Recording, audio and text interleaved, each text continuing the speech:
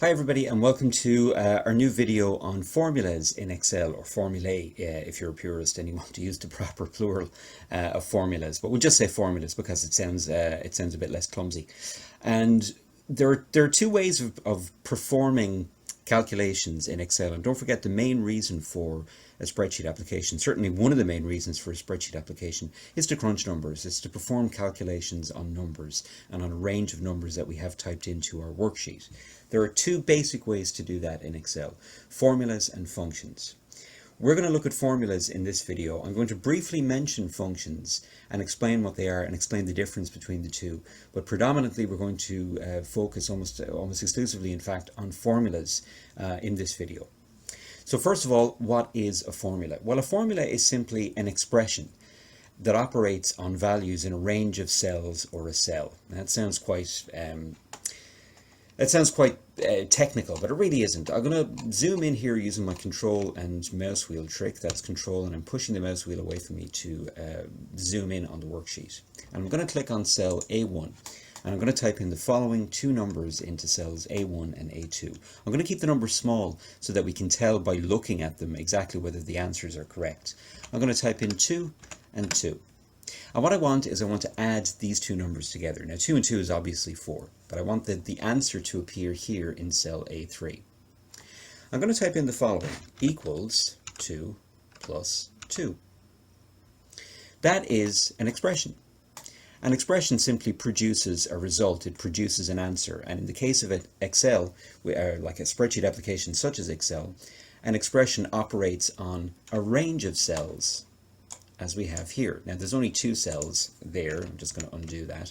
There's only two cells here in our range of cells, but nonetheless we can still create an expression based on the numbers in those two cells. So again, I'll go 2 plus 2. All expressions have to begin with the equal sign. Okay, you have to begin a formula with a formula with the equal sign. If you don't, if I type in the following 2 plus 2, Excel will literally just have 2 plus 2. It's going to think that that's what I wanted to type in to the cell A3. It's not going to know that I wanted it to add 2 plus 2. So that's our golden rule when we're typing in formulas. All formulas have to begin with the equal sign. You'll find the equal sign on your keyboard. On most keyboards, it's beside the backspace key. It's on the same key as the plus symbol. Now note that the plus symbol is the top symbol, so you don't need to hold down shift to get the equal sign. All you need to do is just press that key and you'll get the equals sign because it's the bottom symbol on the key. So we begin with equals and then 2 plus. Now you can, if you want to, hold down shift and press the same key as the equals sign to get the plus sign, because you'll see that the plus sign is the top symbol on that key. But if you have a full-size keyboard, if you're working on a desktop PC which has a numeric keypad, that's the keypad over on the side, you'll see that you have your plus sign over there as well. In fact, you have your plus sign, your minus sign, and we'll later see in this video multiplication and division as well. So equals 2 plus 2, and then we simply hit the enter key, because pressing enter says to Excel, we're finished typing in this formula and we want you to actually calculate the results of what we've typed in. And we get 4, so we know that 2 plus 2 is 4, and we know that that expression is correct. So that formula is working. Now, there's a problem with the way I've done it, and I'm going to show you the problem exactly. I'm going to change the number in cell A1 to 3. And all I did to do that, to change the number, was I left-clicked or used my up arrow to go to cell A1, and I typed the number 3. No need to delete what's in there. The second you type, it will overwrite what's in the cell and replace it with whatever you've hit on the keyboard. So I hit number 3 on my keyboard, and the number 2 has now been replaced. The cursor is still blinking, however, so nothing is going to happen until I press the enter key. And now you can see our problem. 3 and 2 is clearly not 4. 3 and 2 is 5. But the problem with the way that I have typed in this formula is, and I'm going to press F2 on my cell A3, on my A3 cell. Remember, the formula bar always gives you the contents of the cell. It always displays the contents of the cell. So I'm going to press F2 as well because I want to see it down here as well. I've typed in equals 2 plus 2. Excel is always going to put the answer to 2 plus 2 in cell A3, regardless of what two numbers I type in here. I could type in any two other numbers in here, and it's always going to calculate 2 plus 2 in this cell. And the reason is because I've asked it to. I've what's known as hard-coded the values in. I've hard-coded 2 in, and I've hard-coded the other 2 in, which means that Excel is always going to add those two numbers. So for that reason, we don't do this. We don't go equals and then type in the numbers themselves. I would have to change my formula 3 plus 2. And now I get the right answer. But the problem then, of course, is that if I type in another 2 numbers, I then have to change my formula again, which is very laborious and prone to error.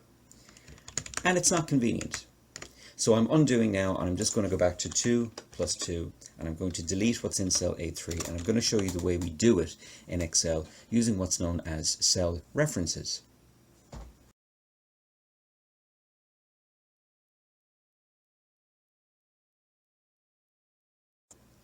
So in the previous video we saw how to type in a formula. We know that we have to start every formula that we type in with the equal sign, and then what I did was I hard-coded the numbers that I was typing in. I'm literally typing in the numbers that I want to add. But we saw that the problem there is that if we change any of the numbers in the range of cells that our formula is working on, our answer doesn't update automatically. We would have to actually change the formula itself to reflect the change that we've made.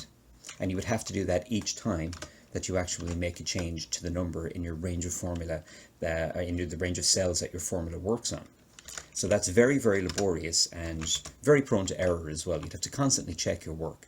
And the whole point of a computer and an application such as Excel is that it's supposed to be a labor-saving device. It's supposed to make life a little bit easier for you, in fact a lot easier. So for that reason, we don't do what's known as hard code our values. Instead, what we do is the following. I'm going down to cell A3. I still want my answer to appear in cell A3. An important note as well, which I probably should have mentioned in the first video, but I'm going to mention it now. The contents of your cell A1, we typed in the number 2. The contents of our cell A2, again, we typed in the number 2. However, the number 4 here is not appearing because we typed it in. It's appearing because there is a formula in that cell which is producing the number 4. Don't forget, a formula is an expression that produces an answer. It produces a result. And that's what this formula here, if I draw your attention up to the formula bar up here, equals 2 plus 2. This formula is producing the answer in this cell. We didn't type in this answer in this cell. This formula is producing it. If you're not sure about what's in a cell, whether it's a formula or whether it was actually typed in, always look up at the formula bar and it will always give you the actual content of the cell. So for instance, if I type hello in cell B1 and type my name in cell B2, if I left click on cell B1, I can see hello. If I left click on cell B2, I can see James. If I left click on cell A1, there's the number 2. If I left click on cell A2, there's the number 2. But now when I left click on cell A3, I can see the formula that I typed in equals 2 plus 2. And when I left click on that, you can see it down here as well. So you can change the contents of any cell by left clicking on the cell, and you can change the contents up here in the formula bar, or what I'm doing here in this video so that it's easier to see is I'm pressing the F2. The F2, you've got a number of function keys, F1, F2, F is short for function, running across the top of your keyboard, regardless of whether you have a laptop or a full-size keyboard for a desktop PC. And I'm pressing F2, and what F2 does, it allows me to edit the contents of a cell. So when I press F2, I can immediately see the actual contents of the cell, which in the case of cell A3 is the formula I typed in. So just to kind of really reinforce that point and drive it home. So I'm going to delete the formula that I have, and I'm going to type in the proper way of doing it. I'm going to type in equals, and I'm going to type in A1 plus A2, and that's it. I'm going to press enter, and I'm going to get the same answer, number 4. So let's go back and examine what I just typed in. Now notice that it's changed it to capital A and for A1 and A2, but it doesn't matter. It's what's known as case insensitive. Excel doesn't care whether you use uppercase or lowercase letters. What I typed in was I typed in the actual cell reference. That's an important term which I'm going to be using quite a bit, and you'll come across it a lot in Excel, a cell reference. And a cell reference simply refers to the address of the cell, or if you like, the ID of the cell. Every cell in your worksheet has what's known as a cell reference. And a cell reference is written as column first, in other words, the column that the cell is in, then followed by the row. Now we've already seen this. If we looked up at the name box, remember from our very first video, we could always see what cell we were in by looking up here in the name box. Now I'm in cell E8, now I'm in B6. If I go all the way over here, I'm in cell G56, and so on and so forth. And now I'm back in cell A1. And that's how we identify a cell, by using its cell reference. So it always goes column first and then row number. And that's what I did in this cell. I typed in equals A1 plus A2. And then I pressed enter, and I get the correct answer. Now the great thing about this is that using cell references instead of hard-coded values, I can do the following. I can change either of these two values that's used in my expression, and watch the answer in cell A3. Watch what happens. The answer is automatically updated in cell A3. 10 and 2 is in fact 12. And the reason for that is because if I go back to cell A3 and press my F2 key to show you the formula, what I'm asking Excel to do is I'm asking it to add up whatever is in cell A1 and whatever is in cell A2. So I can change these two numbers to whatever I like, and Excel will add them up all the time. Let's go back to something very basic, 1 and 1, and so on and so forth.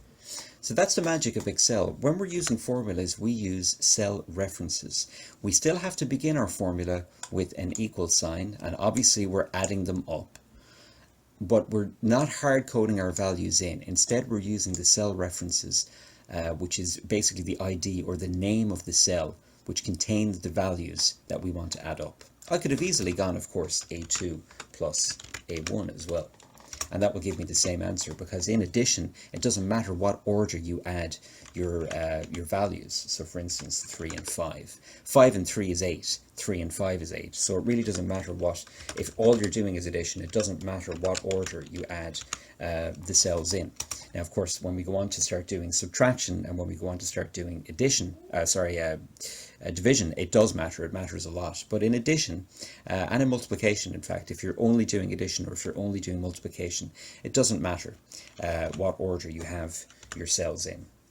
So that's it. That's all there is to cell referencing for now. We've seen that instead of hard coding our values in, which we could do, we'll get the same answer, but unfortunately when we start changing cell values, that are the values and cells that are used in our expressions, we would have to update our expression. We'd have to update our formula. So we don't do that. Instead, what we do is we type in, again, that's the same, the equal sign. We have to begin with an equal sign, and then A1, and you don't have to do a capital letter. You can type it in because Excel is going to convert it to capital letters anyway. A1 plus A2, and then we press the enter key to get our answer. And then the great thing is we can type in any numbers we want, because values in worksheets can and frequently do change. That's the whole point of a spreadsheet, and that's one of the pieces of magic behind the original idea of a spreadsheet, is that we can have values all over the place in a worksheet changing, and the values that they change to can have knock-on effects for other values. That's what we want. We don't want to have to update everything ourselves. That's one of the main, most powerful points of using a spreadsheet such as Excel. So I'll just go back to 10 and 10, and we see that 10 and 10 is 20, and the answer has been automatically updated for me.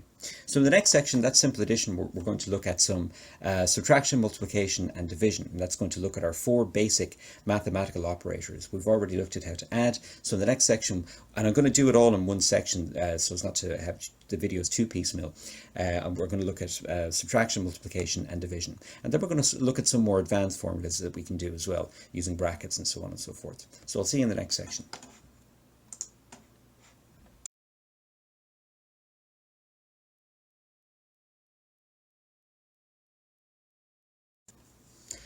So we saw in the previous video that we don't hard code values into our formula, because if we change any of the values in the cell range that is used in our formula, then that's going to produce an error. We're not going to have an updated answer. So instead we use what are known as cell references. We refer to the cells by their reference, and a cell reference is always the column followed by the row number. So we're using A1 and A2 in this formula, and we saw that we can do simple addition.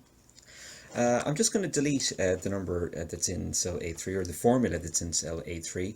I'm just going to type in some more numbers just to give you an idea that it is possible to type in or to add more than two numbers together. So I'll type in two extra numbers, and now I want my answer to the sum of these four numbers, and the sum of two or any more numbers is those numbers added together. So I want to get the sum of these four numbers in cell A5. So again, I left click on the cell, I type in my equal sign, and I start to type in the cell references. And you can see Excel does this very neat trick of visually coloring the cells that you're typing in. So it gives you an idea of, are you including the right cells in your formula. Plus A2. So again, you can see the way the cell reference here is color coded, and the cell reference here is color coded as well, so blue and red. And then plus A3, and then plus A4. So that's my entire formula now for adding up the values that are in these four cells. It's exactly the same as the other one, except we've got two additional cell references, A3 and A4, because we've got two additional numbers. If I press the enter key, I now have the number 77. Okay, and again, I'm just going to change these numbers so that we can see 1 and 1 and 1 and 1 is in fact 4. Or 2 and 2 and 2 and 2 is 8, and so on and so forth. Okay. So I'll just delete these three values now, or these two values in the formula, and we're just going to go back to two numbers, because we're going to look back, we're going to look ahead now to the other three mathematical operations that we can do. And of course, we're talking about subtraction, multiplication, and division. I'm going to do multiplication first of all. I'm going to type in my equal sign, and I want to multiply 2 by 2. So I'm going to type in equals, and again, my very first cell, which has a value in it in my cell range, is A1, so I type in cell A1. And now my multiplication symbol. And the multiplication symbol is not the X, as you might think, or you may have been thinking. It's not the lowercase x. Instead, it's the following, the star sign.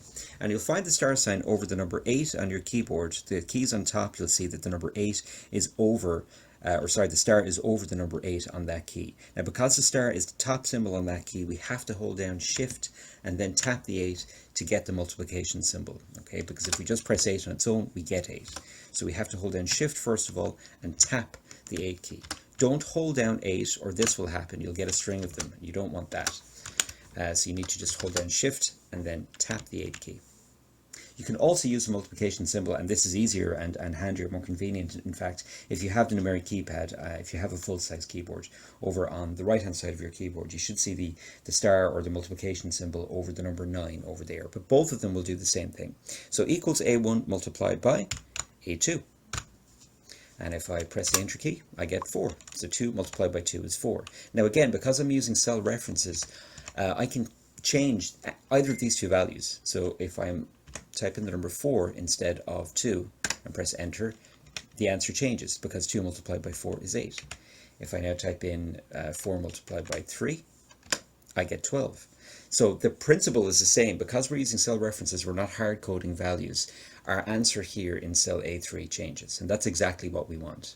And just like addition, if I press F2 now when I'm on cell A3, I'll be able to see. It's just easier to see it than, especially in a video like this, than to be looking at it up here. I can multiply in any order if that's all I'm doing. If all I'm doing is multiplying. So equals A2 multiplied by A1 will also give me 12. It doesn't matter the order that I multiply them in. Okay, so that's all there is to multiplication. We type in equals and then A1 multiplied by A2. And then don't forget, you have to press enter. Same rules apply. We have to start our formula with an equal sign, and then we put in our range of cells and the mathematical operator that we're interested in. Okay, in this case, we're multiplying. That's all there is to multiplying. Let's look at how to subtract. We'll look at how to subtract now in the next section of the video.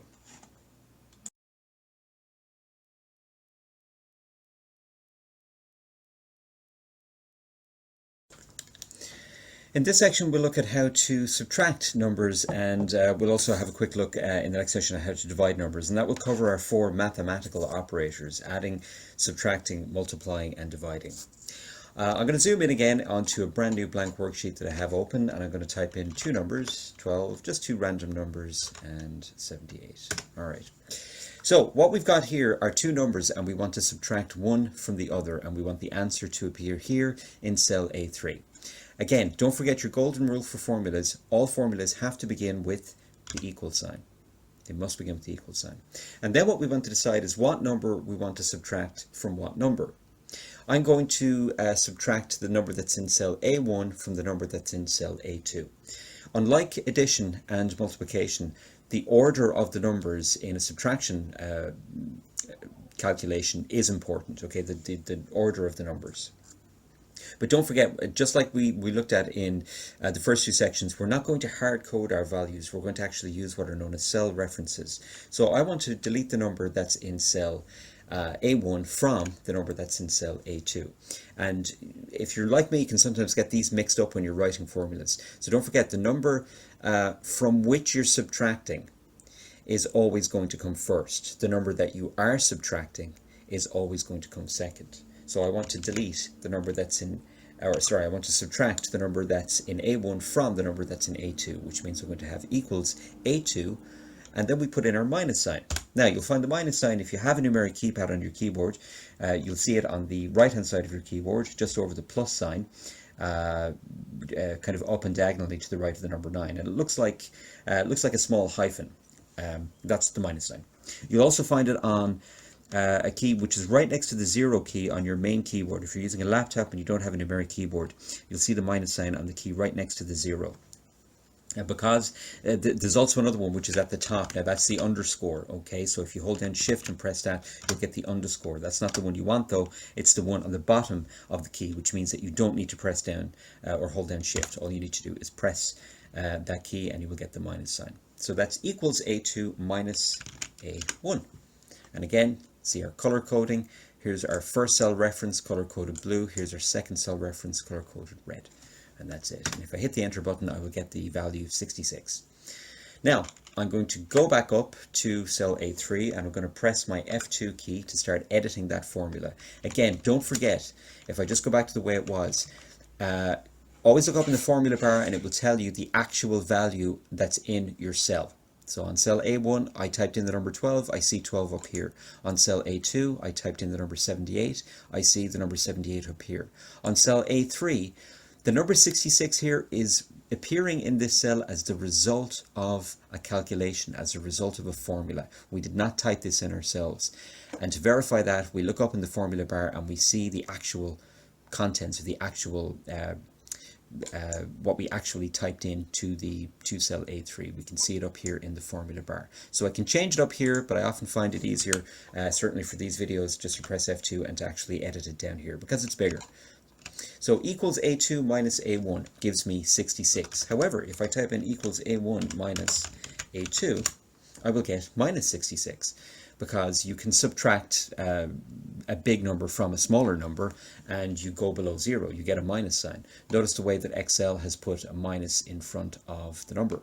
So that's important too. So unlike addition, if I go over to C, the C column, and if I type in 12 and 78, and if I type in cell C3 equals, now notice because I'm in the C column, I have to type in C1 plus C2. That's important. I'm in a different column. So I'm typing in C1 and C2, not A1 and A2. That's going to give me 90. On the other hand, if I type in C2 plus C1 in a different order, I still get 90. It doesn't make a difference. Similarly for multiplication, and I can just quickly change the plus sign to a multiplication symbol, that gives me 936 when I multiply C2 by C1. If I swap it around, C1 multiplied by C2, I get the same value. So I'm just going to delete these. However, subtraction is different, all right? If that's subtraction, how would we then divide? Well, let's have a look. I'm going to delete these three values and I'm going to type in the number 420 and I'm going to type in the number 20. And again, in cell A3, I want to divide one value by another value. In this case, I want to divide the value that's in cell A1 by the value that's in cell A2. And I want the answer to appear down here. Again, golden rule, we have to start with an equal sign, equals. So think of what we're doing. We want to divide one by the other. I want to divide the value that's in cell A1, and now I need a division symbol. Now you may be used to this division symbol. Certainly the one I used in school, and it's probably the one, I'm not sure if they're still using it in school, but it's the one that a lot of us would be familiar with. If you look on your keyboard, however, you won't see that division symbol. What you will see is the following. It's known as the forward slash. Well, it serves as a forward slash in other things like web addresses and directory addresses and so on and so forth, or directory paths, and it has other uses as well. But it also serves as a division symbol. You'll find this forward slash in the bottom of your keyboard. You'll find it on the same key as the question mark. Now again, because it's the bottom symbol, you don't need to hold down shift, you just need to press the key on its own and you'll get the forward slash. And if you look over, if you do have an numeric keypad, you should see it over the number 8. Both of those are they're precisely the same thing. All right, so whichever one you find easier or more convenient. So I'm equaling A1 divided by the contents of cell A2. And that's it. Again, Excel color codes it for me. Let's press enter and see what we get. And we get 21. So in other words, 20 is divides equally into 420 21 times. 21 times. Now, like subtraction, if I reverse, I will get a different answer. If I divide what's in cell A2 by what's in cell A1, I get a much, much smaller number. I get a number below 0, because obviously 420 will not divide into 20. You have to go below 0. You'll get a decimalized number. So you do need to be careful about that. So those are our 4 mathematical operators: our plus sign and for addition, our minus sign for subtraction, our star sign for multiplication, and our forward sign or forward slash for division. So here they are: plus, minus, multiplication, and finally division. Those are our 4 mathematical operators. So in the next section, what we're going to look at are slightly more advanced formula. Don't panic, this is not a maths course, because if it were, I'd be the last person to be giving it. I'm not a mathematical person. I know enough to get by. But we're going to see a problem with a longer formula and how we can sometimes not get the answer that we were expecting. So we're going to look at how to, you may remember an old rule from school called the BODMAS rule, and how to force Excel to do certain parts of a formula before other parts. So that's what we're going to look at in the next section.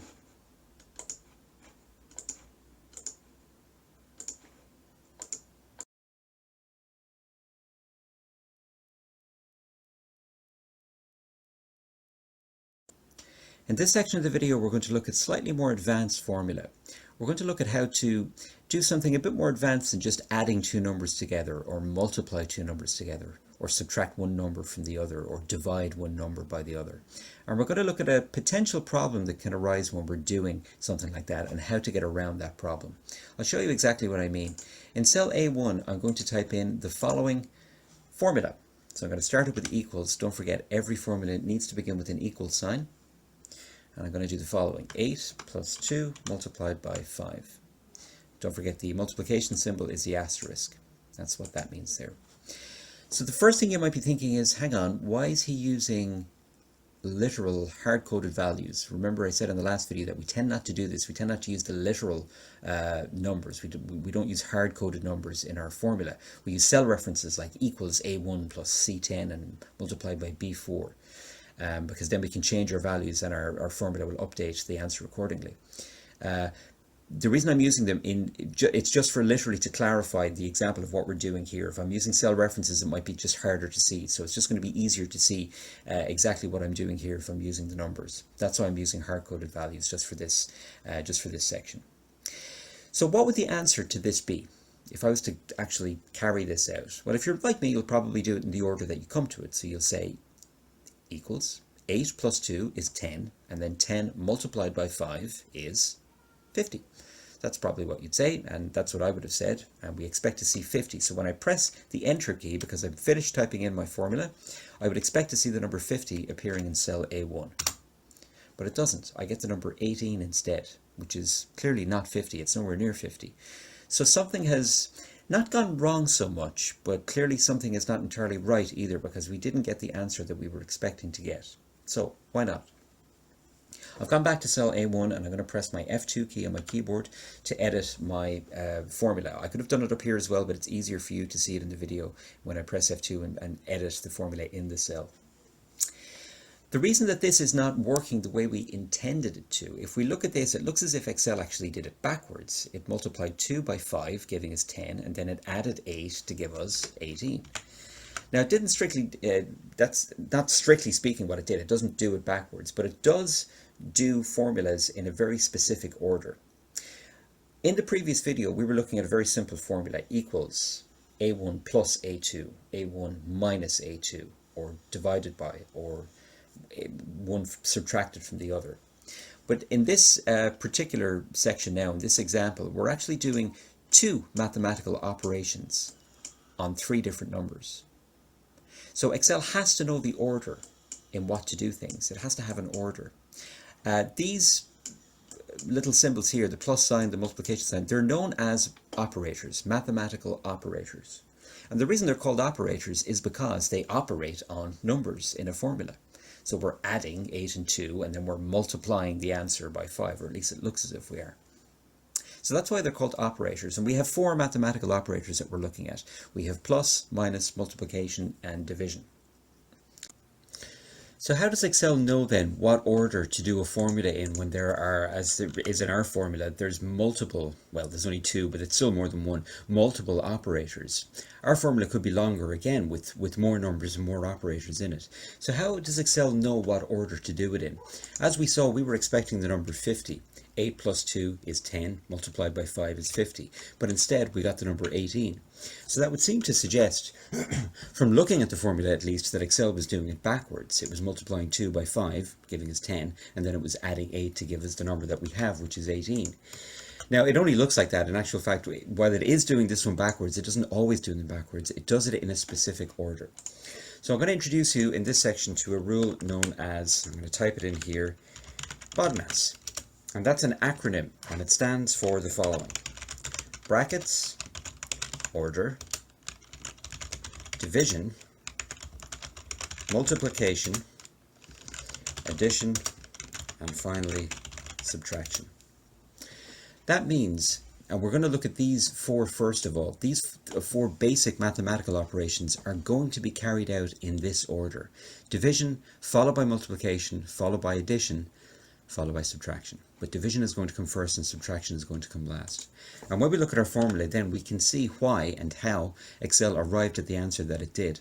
As you can see, multiplication comes before addition, which is why Excel first of all did the multiplication. It multiplied 2 by 5, giving it 10, and then it added 8 because addition comes after multiplication. There was no division and there was no subtraction in the formula, and that's why we ended up with the answer 18. So that's how Excel does it, and it's a rule that is never changed, but it's a rule that we need to be aware of if we did want to get another answer, if we were expecting another answer. That might prompt the very reasonable question, of course, then, how do you know? How would you know if the answer was... In this case, it wasn't wrong, because Excel was simply doing what we asked it to do per the rules of BODMAS. So the answer wasn't wrong, but it wasn't exactly right in the sense that it wasn't the answer that we wanted.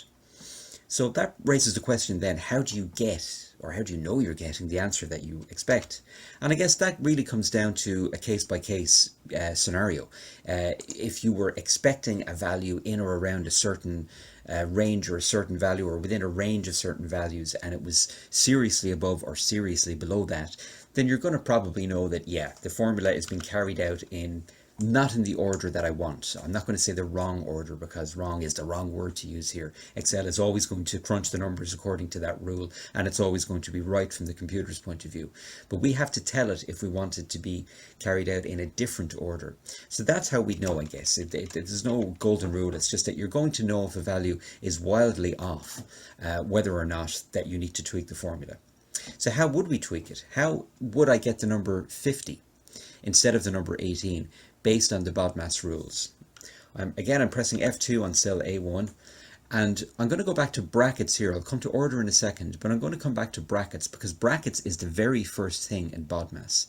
In other words, anything, and you may remember this rule from school, anything that's in brackets is always going to be done before anything else, before any of these. So what I want to do is I want to put the bit in brackets that I want done first.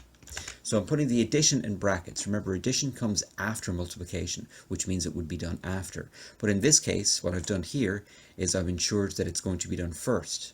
And then multiplied by 5, it means I'm going to multiply the answer of this by 5. And that will give me 50. So that's how we override what's known as the order of precedence. These little symbols here, plus sign, multiplication sign, and the division and subtraction sign, are examples of what are known as operators. And they're called operators because they literally operate on numbers. They perform an operation on numbers, a mathematical operation, be that adding or subtracting or whatever. So every operator has a level of precedence according to BODMAS, which means the order in which they're going to be carried out in the same formula, when there's more than one of them. So every operator's precedence can be seen here in BODMAS. Brackets come very first. They're the first operator. So anything within brackets is going to be carried out first, and then everything else. And that's all there is to it. Now that brings us back to order. What's order? Well, order are, sometimes you might see it referred to as others or orders, but it's the same thing. Orders are simply square roots or indices. Sometimes called powers or exponents. I'll give you a look at one here in a Word document that I have prepared. Sometimes you might see 2 and then a 3, a small 3 written at the top, which is the same as saying 2 multiplied by 2 multiplied by 2. The small number at the top is the indices, or the power that we raise this number to. So with 2 to the 3, it means that you multiply 2 by itself the number of times that you see in the small number. So this is 2 to the 2, 2 to the 2 to the 2, or sorry, 2 multiplied by 2 multiplied by 2, which is 8. That's 2 to the 3, or 2 to the power of 3. 5 to the 2 is simply 5 multiplied by 5, so that's 5 multiplied by itself. 3 to the 4 would be 3 multiplied by 3 multiplied by 3 multiplied by 3, and so on. I go back to Excel. We're not doing any orders or any, well, we might look at powers in a later section, but in this formula, again, there is no power, there is no indices. We're not raising any number to any other power. But if we were, that would be the second thing that was carried out. And then division, multiplication, addition, and subtraction. So that's all there is to BODMAS. I'm going to show you, if I put the brackets around the 2 multiplied by 5, I'm going to go back to 18. That's the same as not having the brackets there at all. So putting the brackets after, in this particular formula, around the multiplication part will cause no change, because the multiplication is going to be carried out anyway before the addition. So specifying that it should be carried out first of all before the addition is going to have no effect. So as you can see here, I get 18, and if I remove the brackets, I get 18 as well, because multiplication is still carried out ahead of addition. Just to give you a final example as well, just imagine, for instance, this might be a practical example. Sorry, my mic fell. This might be a practical example where you might actually need to use the BODMAS rule. For example, if you had something that was costing, let's say, €56. Now, I'm not going to bother changing the cell format to currency. If you had something that cost €56 one day, and then you went into the store the next day, and it cost something like, I don't know, let's say €67. Now, some of the more mathematically inclined among you might be able to immediately ballpark it and say that that is such and such a percentage of an increase. I'm certainly not able to do that. So here's an example of where we might need to use BODMAS. What I want to do is I want to find out the difference or the increase between these two numbers. And there is a formula, now not an Excel formula, but just a general formula that you can write down on paper where you can find out the difference between these two. And the trick is, what you do is you subtract the first number from the second number, and then you divide that answer by the first number. So let's give it a go. Now notice that I'm going to use cell references here this time because I have two numbers and I'm going to use cell references. So I'm going to say equals E1, so I beg your pardon, sorry, E2, and then I'm subtracting from it E1. And then I'm going to divide my answer by the number that's in E1 as well. So E1. So in other words, it's 67 minus 56 divide your answer by 56. Now when I press the enter button, I get 66, which is wrong, and I'm going to know it's wrong, but simply by virtue of I know it's not that much of an increase. I'm going to convert this to a percentage in a while. So that's another example that I was referring to earlier on, where sometimes you're just going to know if you need to tweak your formula. And this is a good example of where we would need to tweak this formula. We need to apply our BODMAS rule. So I'm going to edit this.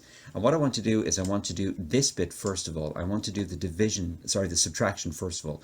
Because have a look at BODMAS. What it did first of all was it divided E1 by E1. In other words, it divided 56 by 56, which gives us 1. And then it did the subtraction, which is why we ended up with 66. So it's 67 minus 1, which is 66. What I wanted to do, however, was I wanted to do this bit first of all. So the bit that I want to do first of all, I place in brackets. So first of all, I will subtract 56 from 67.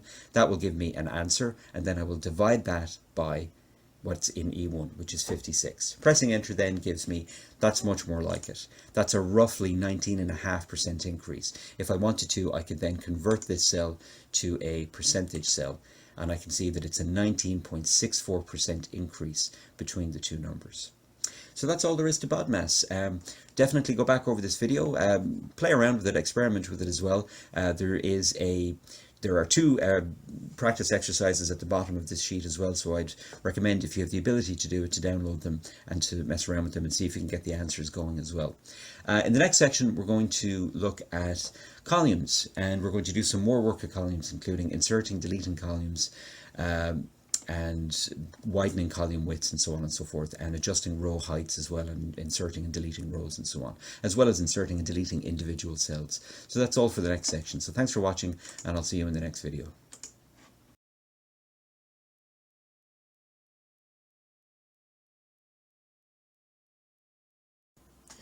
Hi everyone, I signed off prematurely in that last video. Apologies for that, because there is still one tiny thing that I want to show you how to do for this video, for working with formulas in Excel. So hopefully you're still watching. I'm going to show you how to cut, copy and paste formulas in Excel, and why it can be so useful to be able to do that, and how much time it can save. Very briefly, I'm just going to type in some numbers, any numbers at all, here into cells A1 to A4. And I'm going to pretend that I want to add the 4 of these. So, as we know, every formula needs to begin with an equal sign. So we hit the equal sign, and we're not going to use the hard-coded values now like we did in the previous section where I was looking at BODMAS. We're going to go back to cell references now, and I'm going to type in equals A1 plus, you've guessed it, A2 plus A3 plus A4. And that's it, and I get my answer down here. Great. Now, if I have 4 other numbers in a completely different column, oh, sorry, we certainly don't want that in there because that would mess everything up. We only want numbers. I have an answer here which has been derived from a formula, and if I press F2 I can see my formula is A1, A2, A3 and A4, and it's adding up the 4 numbers in cells A1 through to A4. Great. Now I want to do the same thing for the C column. I want to add up these 4 numbers. I could type equals C1 and so on and so forth, but here's the clever thing in Access, I almost said in Excel. There is a formula already typed in here which sums or gets the sum of these 4 numbers, which means that I can actually copy this formula over to this column. And in doing so, Excel is going to be smart enough to update the cell references in this column to reflect the fact that it is now in this column. I'll show you exactly what I mean. Press F2 again. Don't forget, this is what we're copying. We are not copying this number because this number is appearing as a result of this formula being typed in. So this formula is obtained, or sorry, this answer, this number is obtained as a result of typing in this formula. So when we go to copy the contents of this cell, what we're actually copying is the actual, remember the formula bar always shows you the actual content of your cell, the cell that you're on. So this is what we're going to be copying. So we do it in the same way that we would cut, copy and paste regular cell contents. I go up to copy, or I can hold down Control and C. You can see the keyboard shortcut there is actually listed on the tooltip which pops up. Or I can right click on the cell and I can go to copy. They'll all do the same thing. I'm going to left click once in the cell and I'm going to hold down Control and C. Exactly the same thing happens when we're copying regular cell contents. We get the animated marching line around the cell, which indicates that Excel is now ready to paste this somewhere else. I'm going to left click on the C column and I'm going to click on paste. And again, I could right click and I could go to paste, or I could hold down Control and V. I'm just going to click on paste here. And that's it. Now notice that this number is different from this number, because this number is actually these four numbers added up, whereas this number is these four numbers added up. And if we look at the contents of cell C5, if I press F2, you can see it up here as well, Excel has updated the formula that I typed in here to C1, C2, C3, C4, and it's given us the correct value here. Now, just because we have no way of knowing, obviously looking at these, trust me, Excel it added them up correctly. But I'm going to type in 1, 1, 1, 1. And then I'm going to delete that last one. I only want 4 numbers here. And what I want to get this formula, which I've copied from here, I've copied it to here, and I can copy this formula now over here as well to add up these 4 numbers. From where can I copy it? I can copy it from either here or here, because it's a formula that adds up 4 numbers. If I have a similar range of numbers in another column that I want to add, all I have to do is left click, go to copy, click on the cell to which I want to paste it, and then click on paste. And now you can see quite simply that, and again, if I press F2, you can see E1, E2, E3, E4. So again, Excel has updated the formula to reflect the fact that it's in a brand new column. I could, if I wanted to as well, cut it. Now, more than often than not, you're going to be copying it, because if I cut it, I can certainly cut this formula from here, bring it over here and paste it. But that means my answer from here is going to disappear, because don't forget, cutting means you're moving something. So you'll probably want to copy it. I left click on copy, left click on paste. Sorry, left click on copy, left click on paste. Well, I'm using my keyboard shortcut here. I'm using Control and C and Control and V. And that's it. That's all there is to cutting, copying, and pasting formulas in Excel. It works when you're copying or cutting, and when you're pasting then to a similar range of values. So if I do the following, and if I copy from here over to here, what you can see is that in this case I've got, how many numbers have I got? I've got 6 numbers, and I copied this formula over here because I wanted to add these 6 numbers up. Unfortunately, all it's done is it's taken the first 4, or the last 4 if you like, but basically the 4 above it, but it's ignored the last 2, and that's because the original formula that I copied is only adding up 4 numbers. So watch out for that. That only works if you're copying and pasting, or cutting and pasting, to a similar range of cells, 3 cells, 4 cells, whatever it is. That is definitely the end of this video now, I promise. So in the next section, we are going to look at, as I said at the end of the last video, we're going to look into columns, column widths, inserting, deleting columns, inserting and deleting rows, changing row heights, and inserting and deleting cells as well. I'm also going to look at saving, which I've kind of ignored until now, but I just want to look back at it. I know we looked at it in the class, in the first class, but I just want to make sure everybody's comfortable with the concept of saving as, and also saving to the cloud, even though you may or may not have cloud facilities or cloud storage options on your computer. But it's no harm to look at it anyway. So I'll see you all in the next video for that.